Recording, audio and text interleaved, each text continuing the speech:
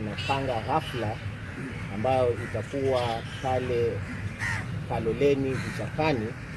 Hafla hii ni kuleta Wamijikenda kutoka area zote za Kenya na ulimwengu mzima kuja kusherehekea umoja wetu kama Wamijikenda.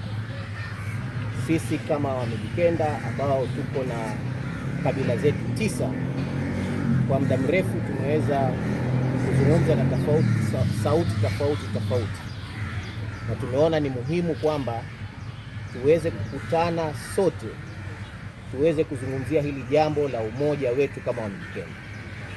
Na tumechagua mji wa marehemu kiongozi wetu kigogo Ronald Ngala.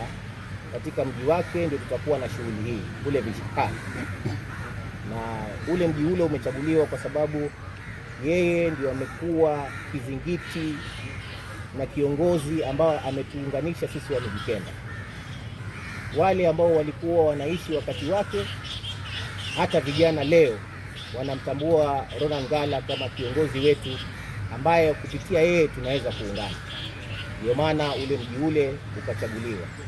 Tumeweza kuzungumza na familia na wao wamekubali kwamba ile shughuli ile tuweze kuihold pale mahali. Sasa langu mimi kama mwenyekiti ni kualika siku hiyo tarehe 26 ya hii Disemba, itakuwa ni siku ya Ijumaa, katika mji wa Ronald Ngala. Nyote tuje tuweze kuweka vichwa vyetu pamoja na tuweze kuangalia kwamba huu mgawanyiko wetu ambao umekuwa kwa muda mrefu tumeweza kuzika katika kaburi la sahau.